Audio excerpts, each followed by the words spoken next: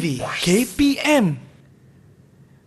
Apa khabar semua? Tachahau, Vanakkam. Anda sedang menonton slot Sukses SPM 2022 bersama saya Chris MJ selaku pengacara anda. Dan murid-murid, di sini kita akan fokus kepada strategi dan teknik untuk menjawab soalan-soalan SPM. Dan hari ini kita akan fokus pada mata pelajaran biologi. Jadi semua dah sedia tak? Okey, kalau dah sedia, tanpa melengahkan masa lagi, jom kita saksikan profil guru untuk episod kali ini.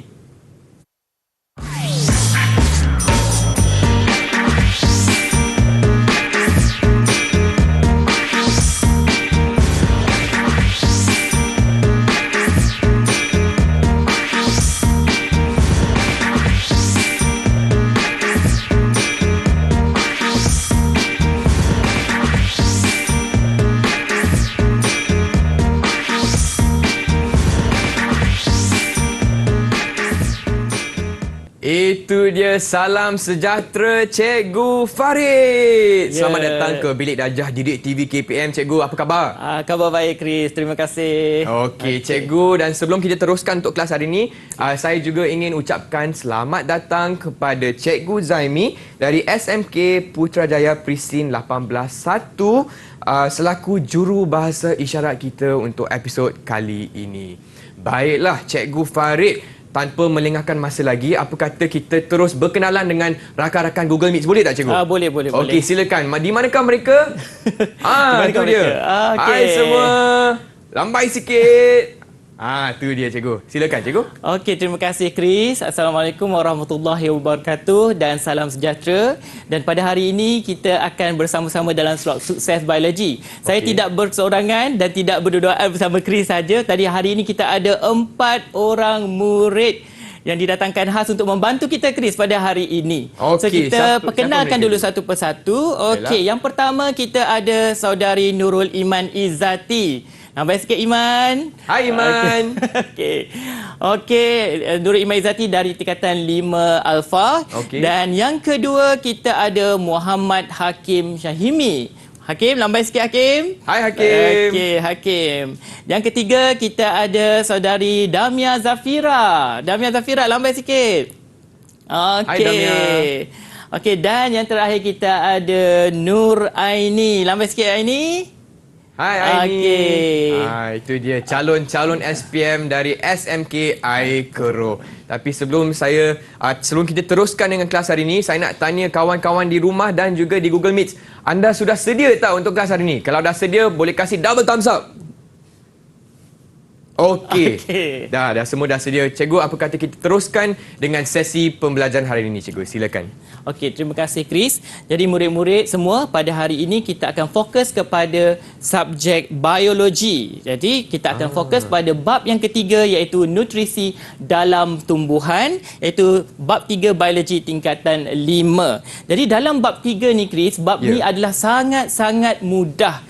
Sangat-sangat mudah sebenarnya. Biologi itu mudah. Jadi apa yang kita perlu tahu adalah kita perlu keluarkan intipati dulu. Maknanya apakah perkara-perkara penting yang kita belajar dalam bab 3 ini. Okey, kita lihat satu persatu. Okay, yang pertama kita akan pergi pada intipati dalam bab 3 ini. Yang pertama adalah berkaitan dengan 3.1 iaitu nutrien tak organik utama. Di mana kita bahagikan kepada 2 bahagian. Yang pertama adalah makronutrien dan yang kedua adalah mikronutrien. Jadi dalam perkara ini, Chris, apa yang murid-murid perlu tahu ialah yang pertama kena tahu fungsi bagi setiap makronutrien tersebut. Nampak macam banyak kan? Nampak macam banyak dalam jadual dan mustahil juga kalau kita nak ingat semua. Jadi kita keluarkan isi-isi penting. Okey. Dan yang kedua kita perlu tahu tentang kesan kekurangan makronutrien tersebut. Dah tahu fungsi, kenalah juga tahu dia punya kesan kekurangan. Sebab apa? Tumbuh-tumbuhan ni kalau kurang dia punya nutrien, dia akan mengalami masalah. Sebagai contoh kita lihatlah dekat sini, kita ada nitrogen. Sebagai contoh nitrogen dekat sini, kalau kita lihat kesan kekurangan dia adalah daun mengalami klorosis. iaitu daun itu akan menjadi warna kuning. Pernah lihat kan Chris, kalau pokok tu tiba-tiba daun dia warna kuning, baru je tumbuh tiba-tiba daun dia banyak kuning, jadi itu mungkin pokok itu kekurangan nitrogen. Okey. Jadi kita ada makronutrien, maknanya nutrien yang diperlukan dalam kuantiti yang banyak. Okey. Pada masa yang sama kita perlu ada mikronutrien. Mikronutrien ni adalah kalau dah banyak lawan dia apa Chris? Kalau dah banyak, lawan dia kurang. Sikit. Kurang lah. Maknanya mikronutrien ni adalah nutrien yang diperlukan dalam kuantiti yang sedikit. Sebagai contoh kita ada klorin, ferrum, mangan, boron, zinc dan sebagainya. Okey, jadi perkara pertama murid-murid perlu ingat adalah mesti tahu fungsi makronutrien dan mikronutrien, dan yang kedua mesti tahu tentang kesan kekurangan nutrien-nutrien tersebut. Okey, settle bahagian yang pertama, selesai. Okey, kita tengok bahagian yang kedua. Ni kalau nak mudah lah, kalau nak ingat bahagian pertama tadi, kalau nitrogen, klorin dan zinc, klorosis, maknanya jadi warna kuning. Kalau magnesium, kesan kekurangan dia akan menghasilkan bintik merah pada daun tersebut. Dan fosforus kita ada bintik merah dan ungu. Jadi kita belajar kesan kekurangan tu melalui pengesanan warna. Jadi kita mudahlah untuk ingat beberapa perkara penting. Okey, itu yang pertama tadi.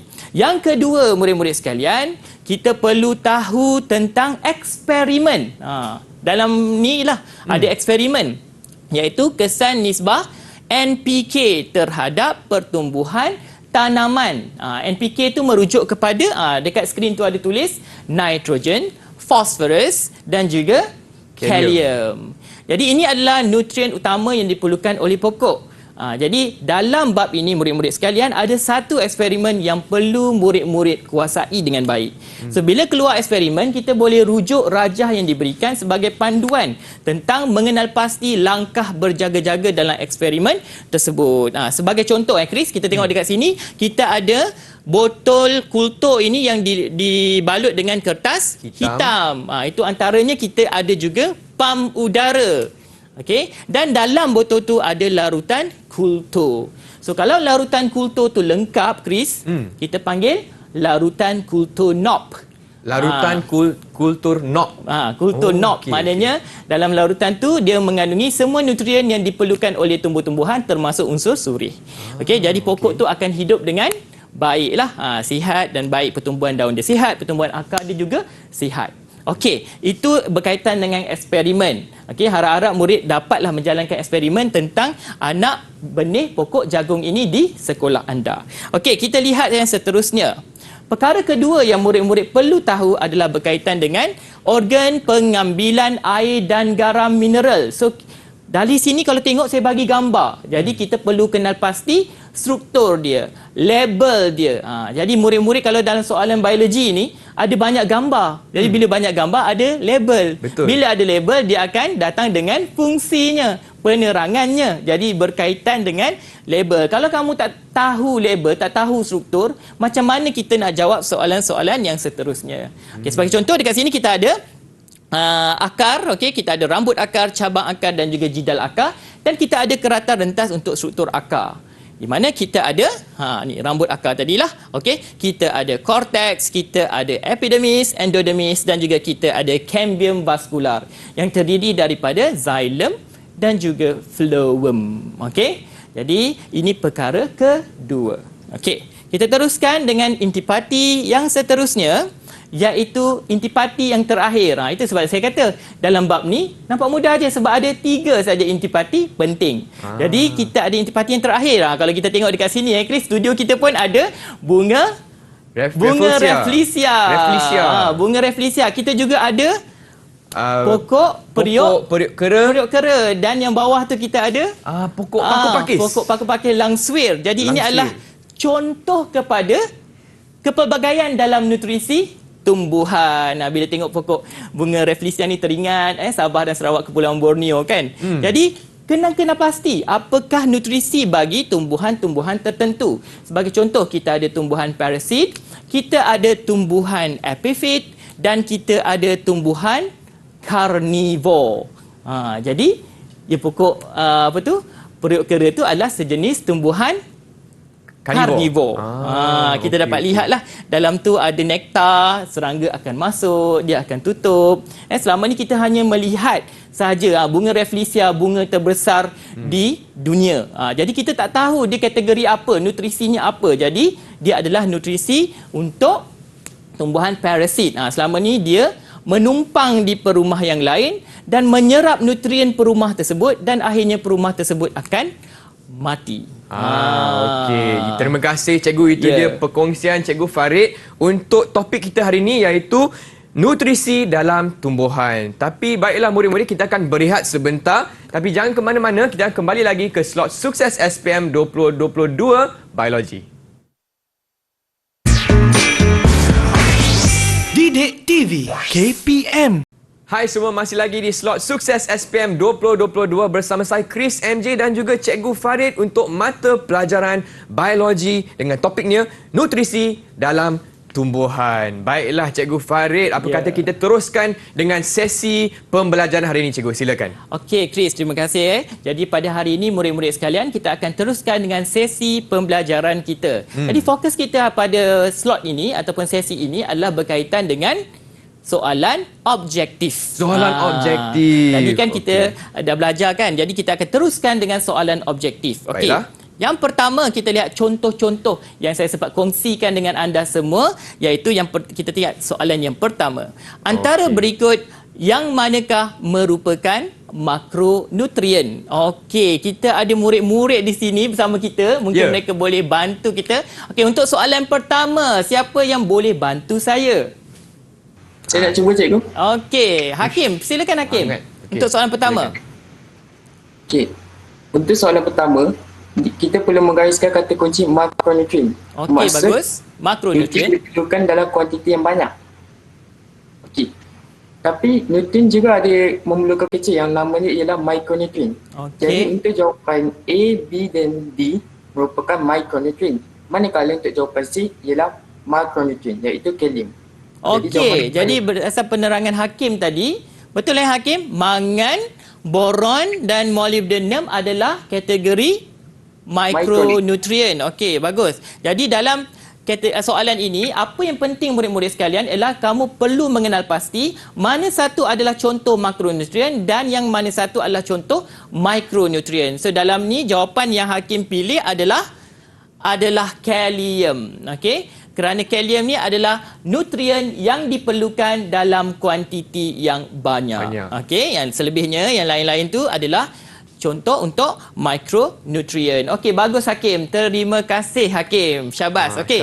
Kita pergi pada soalan objektif yang kedua.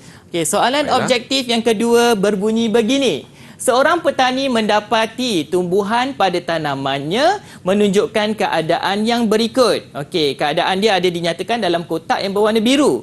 Apakah kekurangan makronutrien yang dialami oleh tumbuhan tersebut? Okey, kita tengok apakah dia punya keadaan. Okey, yang pertama, bintik merah atau ungu kelihatan pada daun tua. Pembentukan daun yang berwarna hijau tua dan pudar, dan kita ada pertumbuhan akar tidak sihat. Jadi kita ada 3 ciri yang dinyatakan. Untuk soalan nombor 2 ini, murid mana yang boleh bantu saya pada kali ini?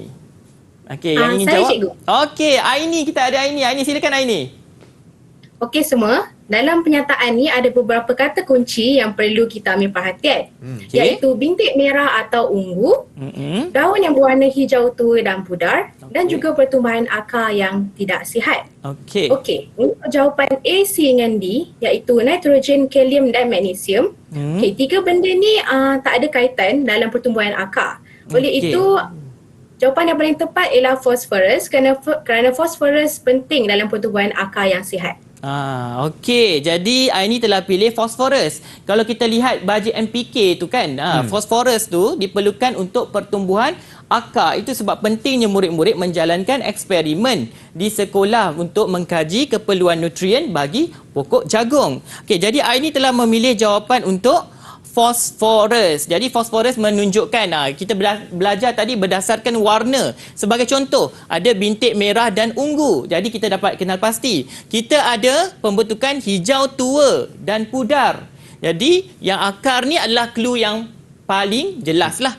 Yang selain tu warna tu dapat membantu murid-murid semua. Jadi jawapan yang paling tepat adalah fosforus. Tahniah Aini. Tahniah Aini dapat satu markah je ni. Satu markah. Satu soalan, satu markah. Okey, kita teruskan dengan soalan yang ketiga. Okey, soalan ketiga kita adalah pilihan.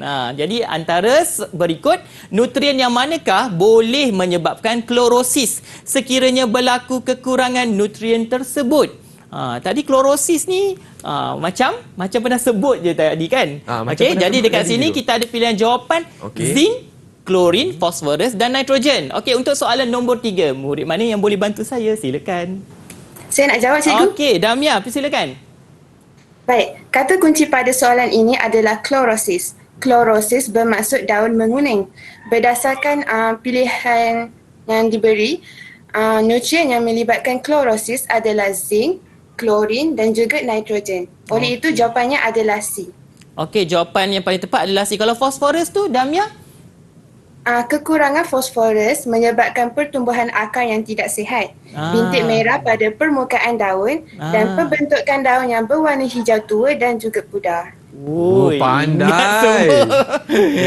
Maknanya dia dah menguasai kesan kekurangan nutrien tersebut. Okey, kita lihat jawapan Damia betul atau tidak. Okey. Jawapan yang paling tepat adalah C. Jadi tahniah Damia. 1, 2 dan 4 iaitu zinc, klorin dan juga nitrogen. So ketiga-tiga nutrien ini akan menunjukkan klorosis. Okey, cuma pelajar kena bezakanlah antara makronutrien dan mikronutrien. Dalam kes ni dia campur aduk lah, dia campurkan sekali makronutrien dan juga mikronutrien. Okey, tahniah Damia. Kita teruskan dengan soalan yang keempat. Boleh Chris Boleh cikgu. Okey, soalan keempat berbunyi begini. Okey. Nak tengok gambar ni dah tahu dah. Ini adalah soalan eksperimen. Okey. Rajah menunjukkan susunan radas bagi mengkaji kesan nisbah nitrogen, fosforus dan kalium terhadap pertumbuhan anak benih jagung. Mengapakah botol kultur perlu dibalut dengan kertas hitam?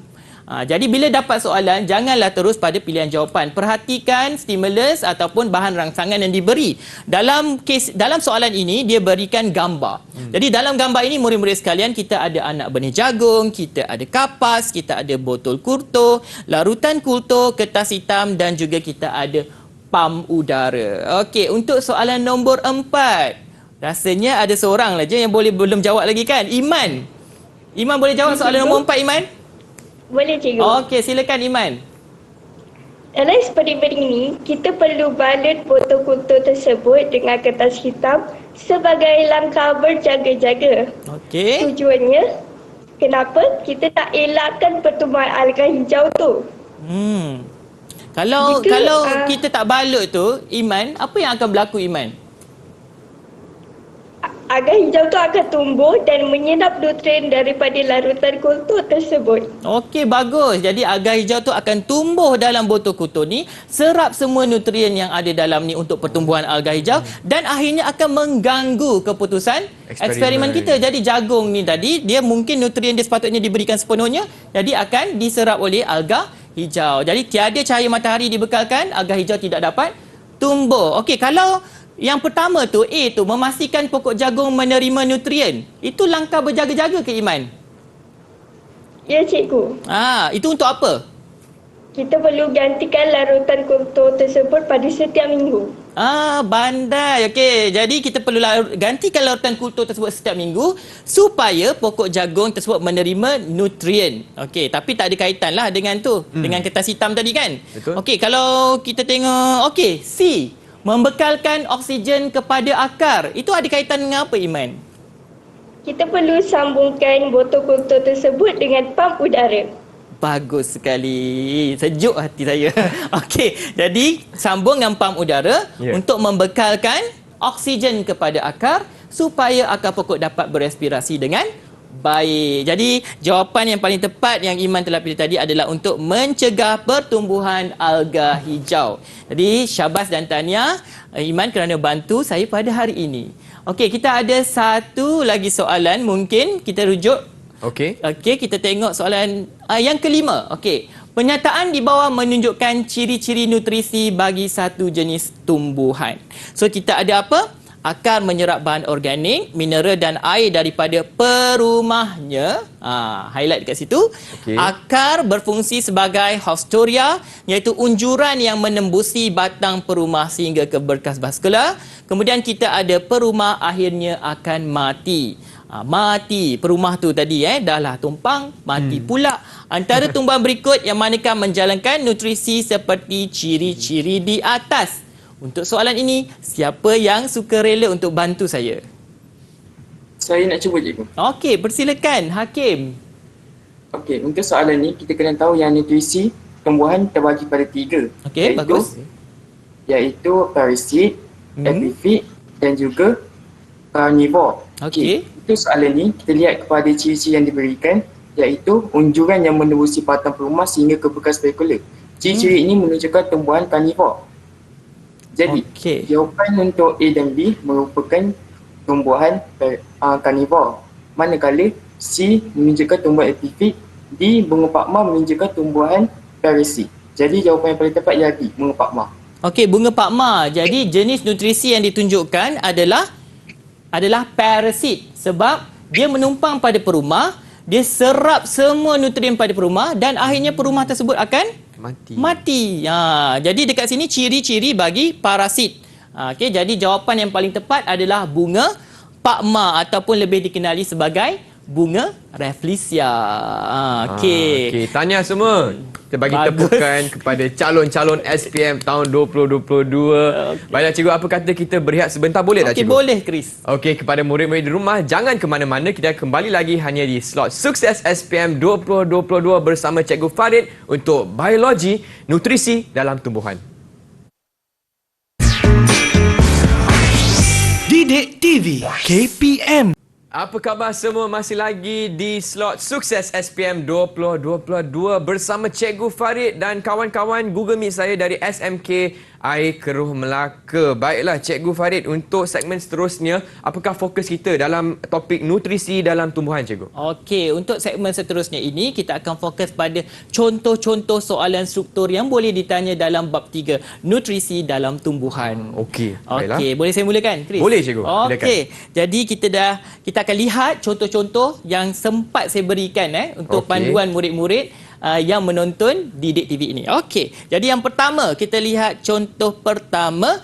Raja di bawah menunjukkan sejenis pokok orkid yang ditanam dalam sabut kelapa menggunakan pecahan batu bata dan arang. Okey, Chris. Kat rumah ada tanam pokok orkid? Tak ada. Oh, tak ada. tak pernah. Tak pernah. Jadi kalau kita tanam pokok orkid ni, kita perlu tanam dalam pasu yang ada ruang-ruang udara. Jadi itu sebabnya ada menggunakan pecahan batu dan juga arang. Okey, contoh dalam gambar ni dia boleh tanam dalam sabut kelapa. Okey, kita lihat contoh soalan struktur. Yang pertama, dia tanya namakan jenis nutrisi bagi orkid tersebut. Jadi satu markah. Yang kedua, dia tanya terangkan nutrisi bagi orkid tersebut. Maknanya dah tanya jenis nutrisi, perlu bagi penerangan. Okey, yang ketiga, tanya mengapakah sabut kelapa digunakan dalam penanaman orkid, dan markah diberi adalah sebanyak 2 markah. Jadi murid-murid, ini adalah contoh soalan struktur yang boleh ditanya dalam peperiksaan. Kalau kamu buat latihan pun, ini antara contoh yang boleh kamu buat latihan. Okey, yang pertama, namakan jenis nutrisi. Okey, soalan pertama, siapa yang boleh bantu saya? Saya cikgu. Okey, Aini, silakan Aini. Okey, untuk soalan ni kita kena namakan je. Jadi jawapan ni kita boleh tulis tumbuhan epifit. Okey, tumbuhan epifit. Jadi kalau namakan, jawapan tu mesti tepat, ringkas dan padat. Sebab markah dia satu saja. Jadi jawapan dia adalah tumbuhan epifit. Sebab nutrisi pokok ni ada 3 saja yang kita belajar, iaitu carnivore, parasit dan juga epifit. Okey, jadi mudah untuk soalan yang pertama. Soalan yang kedua, kita lihat soalan yang kedua. Terangkan nutrisi bagi orkid tersebut. 3 markah. Agak tinggi kalau dalam biologi ni 3 markah. Okey, jawapan yang macam mana yang kita harus berikan? Siapa boleh bantu saya? Saya nak bantu cikgu. Okey, Damia Zafira. Silakan Damia. Okey, berdasarkan pernyataan yang diberikan oleh Aini tadi, Pokok orkid merupakan tumbuhan jenis epifit. Jadi kita tahu yang pokok jenis epifit ni dia akan menumpang pada tumbuhan lain sebagai perumah untuk mendapatkan lebih banyak cahaya matahari bagi menjalankan proses fotosintesis. Okey, bagus. Selain itu, pokok orkid ni dia tak akan mengancam perumahnya sebab ia boleh mensintesiskan makanannya sendiri. Okey, bagus Damia. Jadi dia hanya menyumpang tapi dia tidak mengancam perumahnya. Tujuannya hanya untuk menjalankan proses fotosintesis untuk mendapatkan cahaya matahari yang mencukupi. Jadi kita lihat kalau ada 3 markah maka kita kena bagi 3 pecahan jawapan yang betul lah. Okey, jadi yang pertama kita rujuk adalah untuk menumpang pada pokok lain sebagai perumah. Itu adalah ciri bagi pokok orkid tadi. Okey, yang kedua, mensintesis makanannya sendiri. Secara fotosintesis. Jadi kita boleh tambahlah dekat situ secara fotosintesis. Dan akhirnya dia tidak mengancam perumah tersebut. Jadi ini adalah 3 ciri bagi pokok orkid tadi. Sebab tu 3 markah lah cikgu. 3 markah. Okey. Kalau dalam soalan tu dia suruh bagi 3 ciri. Contohlah, dalam soalan saya ni dia tak bagi 3 ciri. Kalau soalan tu menyatakan bagi 3 ciri, murid kena bagi 3 sahaja. Okey. Yang ini dia terangkan nutrisi saja. Jadi hanya bagi penerangan secara umum untuk nutrisi tersebut. Okey, bagus. Kita pergi pada soalan yang seterusnya. Okey, soalan seterusnya menghendaki pelajar dia tanya mengapakah sabut kelapa digunakan dalam penanaman orkid? Kenapa tak tanam terus dalam tanah? Keperlukan sabut kelapa, pecahan batu bata, arang dan sebagainya. Okey, untuk soalan ini siapa yang boleh bantu saya kali ini? Saya cikgu. Okey, Iman. Silakan Iman Izzati. Okey, untuk pengetahuan semua, di Malaysia kita akan tanam pokok orkid ni di dalam pasu yang berongga yang mengandungi pecahan batu bata ataupun arang. Okey. Jadi, dalam soalan ni, dia gunakan sabut kelapa dalam penanaman orkid. Okey, bagus. Jadi, tak lain dan tak bukan, fungsinya adalah untuk memberikan ruang udara kepada akar untuk bernafas. Okey, bagus Iman. Jadi, lebih kepada apa? Ruang udara untuk akar itu menjalankan proses respirasi. Jadi, dalam kes ni yang pertama, jawapan yang dipilih adalah sabut kelapa dapat menyimpan air. Selain daripada berespirasi, sabut itu akan menyerap air untuk pertumbuhan orkid tersebut. Okey, itu yang pertama. Yang kedua, akar dapat mencengkam sabut. Jadi, bila dia cengkam, dia dapat memberikan sokongan kepada pokok orkid tersebut untuk tumbuh. Okey, yang ketiga, menyediakan ruang pengudaraan yang membolehkan akar bernafas ataupun akar berrespirasi. Okey, senang kan Chris? Sebab benda ni dekat saja dengan kehidupan kita. Pokok orkid, cuma bunga Rafflesia ni mungkin kita jarang jumpalah sebab dia berkembang pun dalam tempoh yang singkat.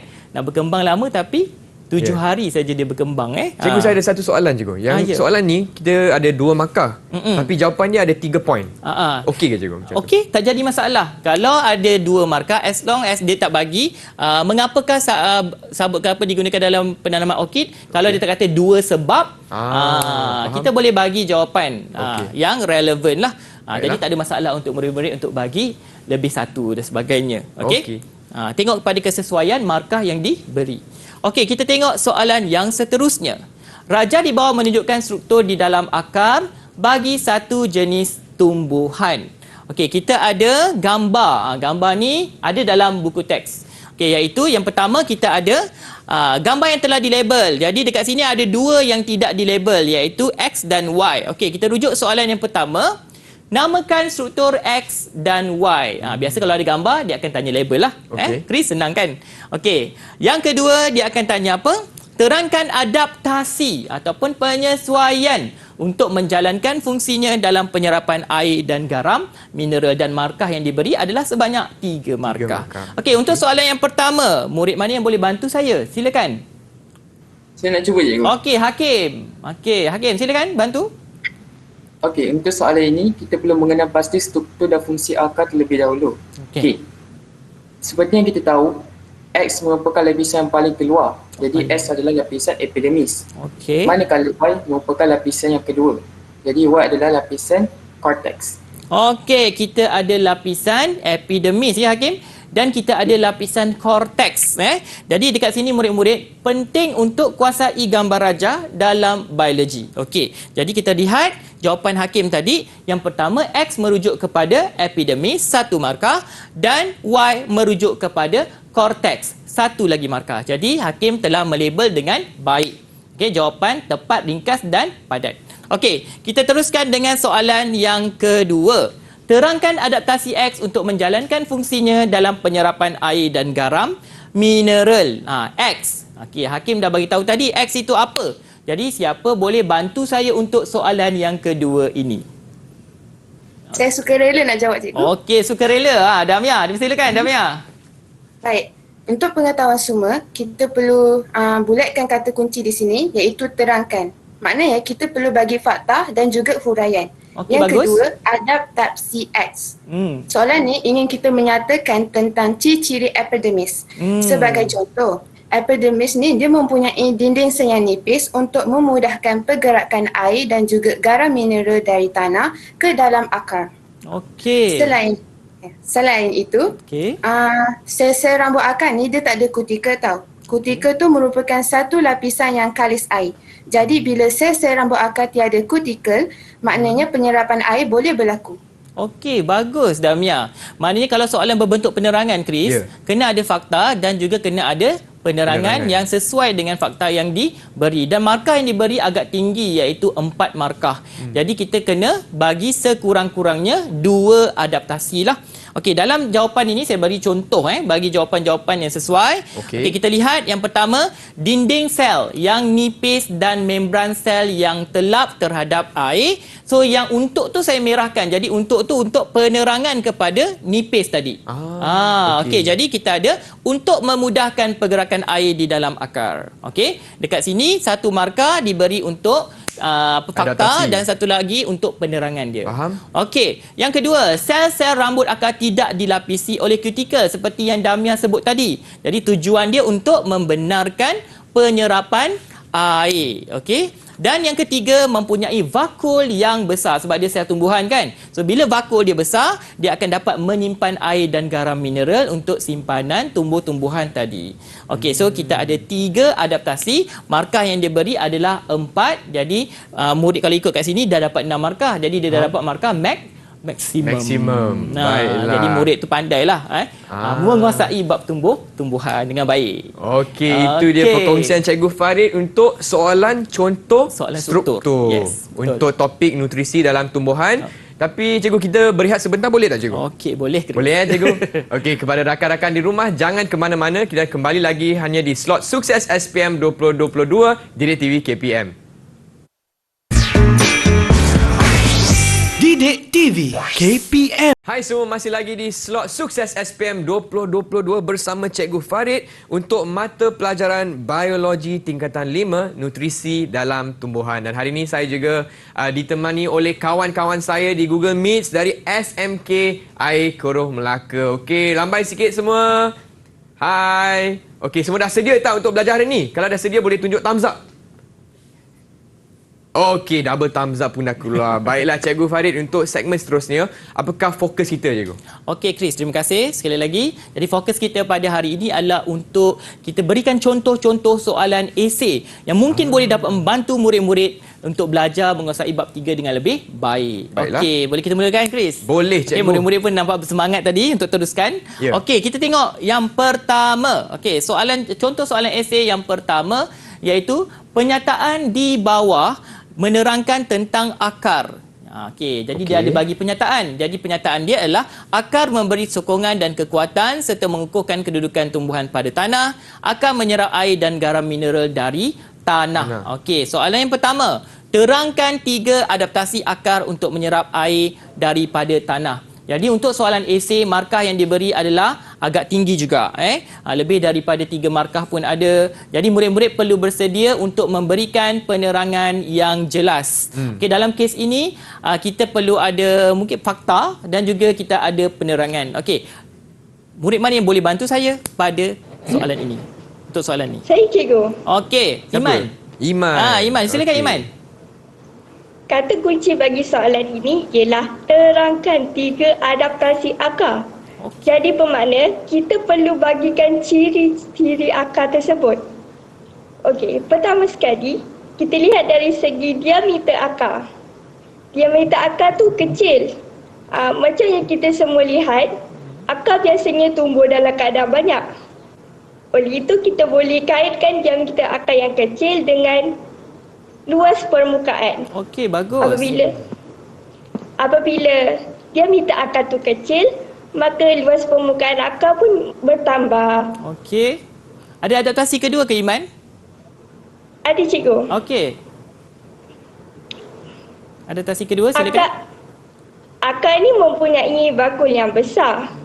Seperti yang kita tahu dalam sel tumbuhan, bakul ni penting untuk menjadikan sel tumbuhan itu segar. Okey. Jadi dalam kes ini, bakul tersebut dapat menyimpan air dan garam mineral. Okey. Oleh itu, penyerapan air dapat berlaku dengan lebih cepat. Okey. Adaptasi ketiga, ada tak Iman? Sebab dia Ada, cikgu. 3 kan, dia nak 3 adaptasi. Okey, yang ketiga apa Iman? Kita tengok pula dari segi dinding sel dia. Okey. Dinding sel akar ni mestilah nipis untuk meningkatkan kadar penyerapan air secara osmosis. Okey, jadi Iman telah berjaya Uish, hebat menepati kehendak soalan dengan memberikan 3 adaptasi penting. Okey, kita lihat contoh jawapan yang mungkin boleh membantu murid-murid.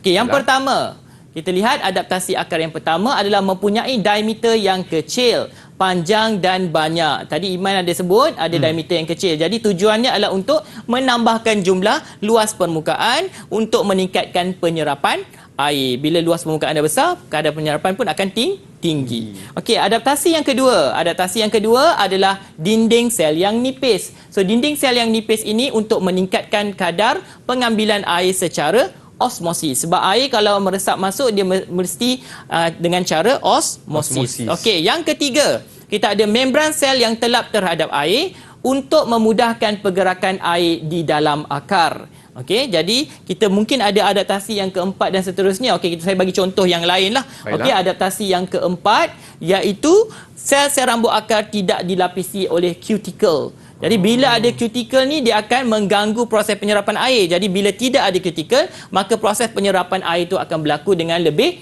cepat. Okey. Dan yang keempat, yang kelima iaitu sel-sel rambut akar mempunyai vakul yang besar. So bila ada vakul, dia dapat simpan air dan mineral untuk penyerapan pokok tersebut dengan lebih baik. Okey. Jadi kita ada 5 adaptasi lah.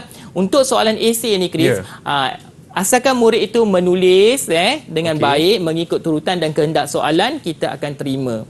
Okey, jadi penting untuk murid-murid cari kata kunci dan cari berapa banyak kehendak soalan tu. Bergantung pada markah yang diberi. Sebab ada pelajar dia tulis banyak-banyak pun, panjang-panjang dia rasa macam dia dah berikan jawapan yang tepat. Tapi sebenarnya dia tidak menepati kehendak soalan dan tidak ada fakta khusus dalam tu. Sebab biologi ni murid-murid perlu menggunakan terma-terma ataupun perkataan-perkataan yang tepat dan spesifik. Okey. Jadi mungkin kita boleh teruskan dengan soalan yang kedua. Boleh, cikgu. Okey. Soalan yang kedua ialah seorang petani di sebuah kawasan pertanian telah mengalami masalah kekurangan nutrien dalam tanah kesan daripada penanaman berterusan satu jenis tanaman saja. Jadi petani ni dia tanam satu jenis tanaman saja. Jadi tanaman ni akan menyerap nutrien dalam tanah tersebut. Lama-lama dia akan mengalami masalah kekurangan nutrien. Jadi sebagai seorang pegawai pertanian, anda telah mencadangkan untuk menanam tumbuhan seperti rajah untuk menyelesaikan masalah tersebut. Okey, apa tumbuhan-tumbuhan yang anda cadangkan? So kita ada 3 jenis tumbuhan. Okey, dekat sini. Kena kenal pastilah gambar. Okey, jadi cadangkan kaedah dan bincangkan cara pelaksanaan serta kepentingannya dalam bidang pertanian. Okey, untuk soalan ni siapa yang boleh bantu saya? Cikgu, 10 markah ni cikgu. Tinggi 10 markah ni. Hakim boleh ke Hakim? Boleh cikgu. Siapa nak 10 markah? Hakim boleh jawab soalan ni? Okey Hakim. Boleh cikgu. Pokok apa yang diberi dalam gambar ni? Contoh ni. Okey, bagi untuk pengetahuan Abang Kis dan Cikgu Farid, gambar pertama tu adalah pokok kekacang. Kacang. Dan juga yang kedua ialah pokok lobak merah. Okey, bagus. Yang ketiga ialah pokok tumbuhan hijau iaitu pokok kobis. Okey, kalau ikutkan kaedah penanaman dalam soalan tu dia ada 3 perkara dia nak tu. Apa perkara yang dia nak tu Hakim? Perkara yang pertama ialah nama kaedah. Nama kaedah, bagus. Cara pelaksanaan. Yang Bagus. ketiga, kepentingan. Okey, maknanya ada 3 perkara penting dalam satu soalan. Itu sebab markah yang diperuntukkan adalah sebanyak 10 markah. Jadi hati-hati, jawab satu-satu. Okey, berdasarkan gambar ni Hakim, kalau kamu pegawai pertanian, apa yang kamu boleh cadangkan pada petani tersebut? Okay. Kalau saya dah jadi pegawai pertanian, perkara yang saya fikir ialah kita boleh menggunakan kaedah tanaman bergilir. Tanaman bergilir. Okey, kalau tanaman bergilir Hakim, pokok mana yang mungkin kita boleh tanam dulu diikuti dengan pokok-pokok yang lain? Okay. Kita boleh menanam pokok kekacang dahulu. Okey, kenapa kita kena tanam pokok kacang dulu Hakim? Sebab pokok kacang ni dia istimewa sikit cikgu. Okey, apa Nodi istimewa? akar dia terdapat bakteria yang bernama rhizobium. Apa fungsi bakteria pada akar pokok kekacang ni? Bakteria ni dia boleh menukarkan nitrogen pada udara kepada air nitrat cikgu. Okey, jadi pokok ni Chris, dia perlukan nitrat. Jadi dia perlukan nitrogen lah maksudnya. Tapi dia nak serap terus, nitrogen tu tak boleh, perlu ditukarkan kepada nitrat. Okey, untuk pengetahuan Chris lah. Okey, jadi dekat sini pokok kacang. Lepas pokok kacang nak tanam pokok apa pula? Okey, bila kita tanam pokok kacang, kita tahu yang kadar ion nitrat di dalam tanah meningkat. Jadi Okey. kita pula menanam pokok yang memerlukan ion nitrat yang tinggi. Jadi ialah pokok kobis. Jadi selepas tanam pokok kacang, kandungan nitrat dalam tanah tinggi. Jadi sesuai untuk kita beri pada tumbuhan yang memerlukan nitrogen yang banyak sebab kandungan nitrat dah tinggi. Jadi pokok yang kedua yang sesuai adalah pokok bunga kobis ni lah, pokok kobis ni, okey? Sebab daun dia berwarna hijau. Okey, maka yang terakhir ni adalah pokok lobak merah lah kan Hakim? Dah tahu dah tu yang terakhir. Kenapa dia yang terakhir Hakim? Okey, dia terakhir sebab seperti mana yang kita tahu pokok kedua tadi kita tanam pokok kobis. Pokok kobis ni dia telah menyerap ion nitrogen dalam tanah. Jadi kandungan ion nitrogen dalam tanah jadi berkurang. Jadi kita pula menanam pokok carrot iaitu pokok yang tidak memerlukan ion nitrogen yang tinggi. Jadi bila kandungan nitrogen tadi telah diserap oleh pokok kobis, dah kurang. Jadi sesuai untuk pokok yang tidak memerlukan nitrogen yang banyak. Jadi kita tanam pokok lobak merah. Jadi murid-murid sekalian, kita kena pasti dalam bab ni adalah kekurangan nutrien. Bab ini telah menunjukkan soalan aplikasi dia merentas bab yang lain. Jadi ada bab berkaitan dengan kitar nitrogen. Jadi bukan saja bab itu, jadi dia boleh berkait dengan bab-bab yang lain. Okey, jadi dekat sini murid-murid sekalian, cadangan kaedah yang telah diberikan Hakim adalah sangat baik, iaitu kita akan mengamalkan penanaman bergilir. 1 markah. Okey, bagaimanakah pelaksanaan penanaman bergilir ini dijalankan? Jadi kita dapat lihat yang pertama mesti tanam berlainan tanaman. Secara apa? Secara bergilir, okey, berturut-turut di atas tanah yang sama sepanjang masa. Okey, yang kedua, tumbuhan kekacang dahulu ditanam supaya meningkatkan kandungan nitrat dalam tanah. Okey, yang ketiga, kita terangkan pasal pokok kacang tadi, dia ada bakteria pengikat nitrogen iaitu rhizobium. Akan menukarkan nitrogen di atmosfera kepada ion nitrat untuk diserap oleh pokok-pokok tadi. Okey. Dan yang keempat, kita lihat dekat sini, nitrat tadi akan diserap oleh tumbuh-tumbuhan. Maka yang kalau ada akar yang tertinggal tadi, hasil daripada tuaian pokok kacang tadi, maka akan digantikan dengan pokok yang seterusnya, iaitu pokok yang perlukan nitrogen yang tinggi, iaitu pokok kobis. Okey. Bila dah tanam dengan pokok kobis, digantikan dengan pokok kobis, okey, kita dapat lihat dekat sini, akan digantikan dengan tumbuhan yang keperluan nitrogen dia rendah, iaitu pokok lobak merah.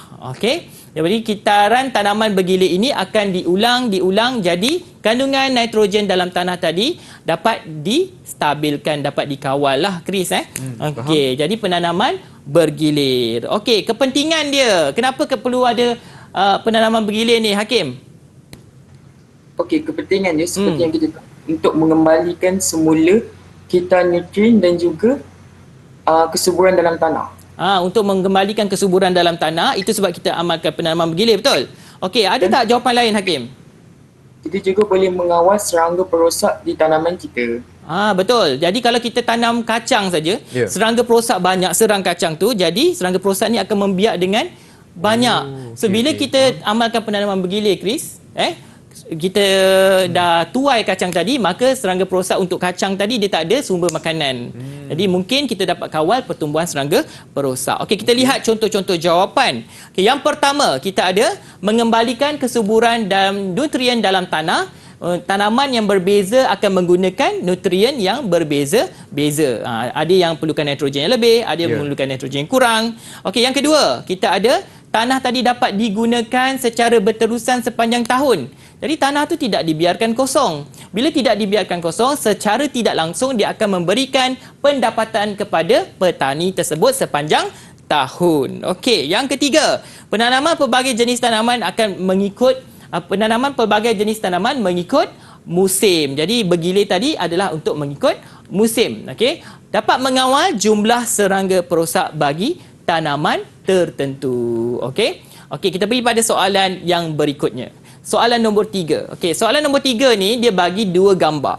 So Raja 3.1 dan 3.2 menunjukkan dua jenis tumbuhan yang ditemui dalam ekosistem hutan hujan tropika. Kedua-duanya menjalankan jenis nutrisi yang berbeza.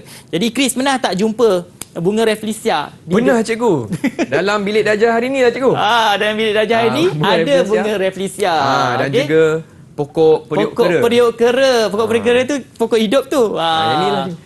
Betul. Jadi terima kasihlah pada pembantu makmal saya, Puan Fauziah, yang menyediakan bunga Rafflesia ini untuk bahan bantu mengajar. Okey, kita teruskan dengan soalan. Kita ada terangkan perbezaan penyesuaian nutrisi kedua-dua tumbuhan tersebut. Dan markah yang diberi adalah sebanyak 4 markah. Okey, untuk soalan ini siapa yang boleh bantu saya? Saya cikgu. Okey, Aini, silakan Aini yang sentiasa tersenyum. Okay, untuk soalan ni dia minta perbezaan. Okey. Perbezaan ni ada dua bentuk untuk kita tulislah jawapan dia. Jadi satu ialah dalam bentuk jadual, satu lagi dalam bentuk ayat. Untuk dalam bentuk ayat ni kita kena guna perkataan manakala. Okey, bagus. Okey, boleh bagi tak beberapa perbezaan penyesuaian Aini? Boleh. Okey. Untuk perbezaan ni, mula-mula kita boleh nyatakan dulu nama bagi tumbuhan tu. Okey. Iaitu 3.1 ni ialah bunga pakma atau dikenali sebagai Rafflesia. Manakala 3.2 ialah periuk kera. Okey. Seterusnya kita seterusnya kita boleh nyatakan jenis nutrisi bagi tumbuhan tu. Yang 3.1 tu jenis nutrisi dia ialah tumbuhan parasit, manakala 3.2 merupakan tumbuhan karnivor. Okey. Ada lagi tak? Ini. Ada. Okey. Seterusnya kita boleh bagi tahu macam mana tumbuhan ni hidup. Maksudnya nak dapat nutrien tu macam mana. Okey, untuk 3.1 tu dia menumpang pada tumbuhan lain atau dikenali sebagai perumah dia untuk mendapatkan nutrien. Manakala untuk 3.2 tu dia tidak menumpang pada mana-mana tumbuhan. Okey, terima kasih Aini untuk penerangan untuk soalan ini. Okey, kita ada contoh jawapan dia. Okey, kita lihatlah jawapan yang Aini bagi tadi. Okey, yang pertama boleh namakan bunga Rafflesia dan kita ada bunga periuk kera. Tumbuhan periuk kera tadi. Okey, ini nama saintifik dia lah. Kalau pelajar letak nama saintifik perlu digariskan dalam kertas jawapan anda. Sebab dia nama saintifik kan. Okey, kemudian kita ada merupakan tumbuhan parasit. Lawan dia adalah merupakan tumbuhan karnivor. Okey, menumpang pada perumah lain iaitu bunga Rafflesia tadi dan tidak menumpang pada tumbuhan lain. Okey, untuk periuk kera. Okey, ada tak jawapan lain? Okey, kita lihat. Ada sikit lagi, menyerap bahan organik, mineral dan air daripada perumah. Tapi kalau periuk kera dia boleh mensintesis makanannya sendiri secara fotosintesis. Okey. Yang kedua, mempunyai akar yang dapat menembusi berkas vaskular. Okey, yang periuk kera pula mempunyai kelongsong untuk memerangkap serangga. Okey, dan yang terakhir mungkin perumah mengalami kekurangan nutrisi, mengering dan akhirnya mati. Yang periuk kera pula tidak menjejaskan tumbuhan lain. Okey, itu untuk soalan berkaitan dengan penyesuaian lah. Okey, dan soalan yang seterusnya, seorang suri rumah telah menanam pokok dedalu dan pokok periuk kera di dalam pasu yang berisi tanah. Okey, ketiga-tiga pokok diberikan cahaya, air dan baja yang mencukupi. Apakah yang berlaku kepada pokok dedalu dan pokok periuk kera selepas seminggu? Okey, kita ada dua pokok dekat sini. Okey, pokok dedalu dan pokok periuk kera. Jadi, suri rumah ni tadi telah memindahkan ke dalam tanah. Okey, bila dipindahkan ke dalam tanah pokok dedalu. Jadi soalan ni perlu meramalkan. Murid mana yang boleh bantu saya kalau pokok dedalu dengan pokok periuk kera ni? Okey. Saya boleh tolong cikgu? Okey, Damia silakan. Baik, seperti yang cikgu kata, soalan ini soalan meramal. Sebab apa? Sebab pokok dedalu dan pokok periuk kera ni ditanam di dalam pasu yang berisi tanah. Maknanya habitatnya telah berubah. Okey, kemudian kita perlu tahu tentang pokok dedalu dan pokok periuk kera ni tumbuhan jenis apa. Okey. Saya pergi dulu kepada pokok dedalu. Pokok dedalu merupakan tumbuhan jenis parasit. Jadi kita tahu yang tumbuhan jenis parasit ni dia bergantung pada tumbuhan lain sebagai perumah untuk menyerap nutrien daripada perumah tersebut. Okey, bagus. Disebabkan pokok dedalu ni ditanam di dalam pasu, maka pokok dedalu ni akan mati. Sebab dia tak ada perumah untuk serap nutrien. Betul, Damia? Kalau Betul, cikgu. pokok periuk kera tu, Damia, rasa-rasa dia boleh tumbuh tak, Damia? Boleh cikgu. Sebab apa? Pokok periuk kera ni merupakan tumbuhan jenis karnivor. Kita tahu yang pokok karnivor ni dia tidak bergantung pada tumbuhan lain sebagai perumah. Sebab apa?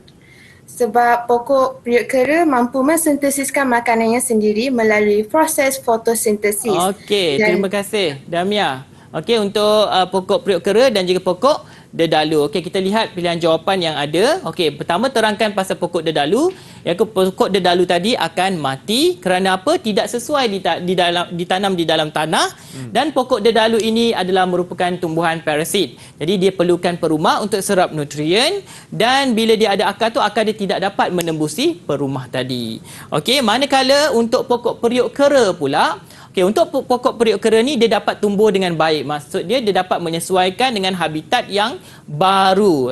Ada berlaku perubahan habitat tadi. Okey, kerana periuk kera ni boleh mensintesis makanannya sendiri. Okey, dan dia juga mempunyai kelongsong untuk memerangkap serangga, untuk menyerap nutrien daripada serangga tersebut. Jadi, dia akan memperoleh bekalan nitrogen daripada serangga yang diperangkap tadi. Okey, dapat Chris? Jadi penerangan secara ringkas tentang bab ini. Okey, dengan itu kita telah pun tiba ke penghujung episod kali ini untuk Sukses SPM dengan topik biologi nutrisi dalam tumbuhan. Tapi sebelum itu, saya ingin tanya murid-murid semua di rumah dan juga di Google Meet, semua dah lebih yakin tak bila nak jawab soalan SPM? Kalau dah lebih yakin, boleh tunjuk thumbs up macam ni. Double thumbs up dah keluar ni. Okey, semua dah lebih yakin. Saya pun dah rasa lebih yakin. Dengan itu, saya ingin ucapkan ribuan terima kasih kepada Cikgu Farid untuk sesi pembelajaran yang sungguh informatif hari ini. Sama-sama, Chris. Dengan itu, kami ingin ucapkan semoga berjaya kepada semua calon SPM tahun 2022. Dan nama saya Chris MJ. Kita akan jumpa lagi hanya di slot Sukses SPM 2022 hanya di Didik TV KPM. Bye semua.